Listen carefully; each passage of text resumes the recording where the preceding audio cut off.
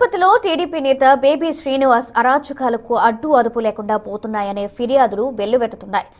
GB Srinivas తమ భూములను ఆక్రమించుకుని అమ్ముకుంటున్నారని రంగంపేట సర్పంచ్ గోపాల్ రెడ్డి భార్య మునిరాజమ్మ ఆరోపించారు. తమ భూముల్లోకి రానివ్వకుండా అడ్డుకుంటున్నారని, ప్రశ్నిస్తే కొడుతున్నారని వాపోయింది.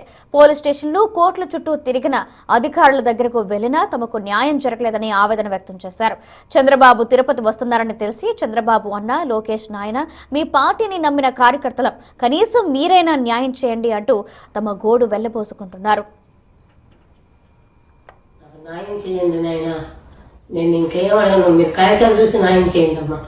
నాయన కూడా కలెక్టర్ 10 మాటలు చెప్పినాడు నాయన, అయినా ఏం పట్టించుకోలేదు.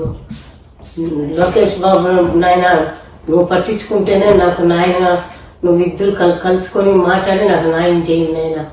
ఇక్కడ నాకు ఇల్లులు కట్టేస్తున్నారు నాయన, నా భూమిలో ఇల్లులు కట్టేసి మాది అనేసి వీళ్ళు మరి సృష్టించుకొని ఆడికి పోతే 10 మంది రౌడీలు ఆమె పెట్టేసినారు. సంవత్సరం రౌడీలు ఇల్లు కట్టేసినాడు నేను. ఇల్లులు కట్టద్దు, కోర్టులో వేసుకోమన్నారు, కోర్టులో వేసుకున్నా. కోర్టులో జరిగినాక మళ్ళీ ఇల్లులు కట్టుకోండి, నేను వద్దను. ఇప్పుడే ఇల్లుల మీద ఇల్లులు కట్టేసి నేను పోతే మనుషులు పెట్టి కొట్టించి నానా గాబులు పెట్టిస్తాను నేను ఏం చేయలేక మీ చేతకు వస్తానో మీకు చేస్తానంటారో అటు గమ్మునైపోతాను నేను ఇంకేం పోయి రచ్చలేసే శక్తి మాకు లేదు నైనా. మా ఇంటి ఆయనకి నాకు ఇద్దరికి వయసు అయిపోయింది. మేము పోయి మొన్న కూడా ఎట్టంటే అటు కుట్టినాను నేను, ఈపుల్లో మెడ మీద అంతా హాస్పిటల్లో పోయి చేరి మళ్ళీ నేను ఇంటికి వచ్చినాను ఆయన. ఈ దౌర్జన్యం ఎన్ని రోజులు ఉంటుందో ఆ జేబీ శ్రీనివాసులే నాయన, ఇంకో ఊరు లేరు.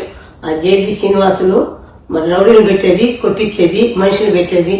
నేను ఇంటికి పోయి అడుక్కున్నాను ఆయన. జేబీ శ్రీనివాసులు ఇంటికి పోయినానైనా, నేను గొంతులు ఓడద్దు, కట్టద్దు, నాయన ఎట్టుంటే అటు కట్టుకుంటావు, నువ్వు ఎప్పుడో తీసినానన్నావు, నువ్వు అప్పటి నుంచి ఏంటి కట్టలేదు నేనా, అప్పటి నుంచి నువ్వేంటి కట్టలేదు చెప్ప, నువ్వు కట్టుకోండేది. ఈరోజు నేను ఏంటి కూర్చుంటాను, నేను 18లో తీసినాను, నేను నాకు వీలునామా ఉంది, అది ఉంది, ఇది ఉందంటే అది ఏం న్యాయం? అది ఆర్డీఓ ఆఫీస్లో రమ్మన్నారు, పోయినా.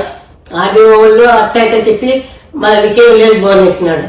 అన్ని ఆఫీసులు అందరూ చేతి తిరిగినా నేను. ఎన్ని ఆఫీసులకు పోయినానంటే ఆ వెంకటేశ్వరకు ఆ దేవుడికి తిరిగారు, అన్ని చాటికి పోయినా. లాస్ట్ కి మీ చేత కూడా 10 మాటలు విజయవాడకి వచ్చి తెల్లారితో వచ్చేది, సాయంకాలం ఉండేది, మళ్ళా వచ్చేది. అట్లా ఎన్ని గవర్నర్ చేత కూడా పోయినాను నేను. గవర్నర్ చేత పోయినాను, మన స్పీకర్ పోయినా, రఘురామరాజు గారి పోయినా, అసెంబ్లీలో ఉన్నప్పుడు వచ్చిన ఆడ మాట్లాడి వాళ్ళతో చెప్తే, మీకు నువ్వు చంద్రబాబు నాయుడు పక్క ఊరు అంటానమ్మా, నీకు ఆయనే చేస్తాడు న్యాయము, చంద్రబాబు నాయుడు నీకు చేస్తాడు న్యాయం అని చెప్తే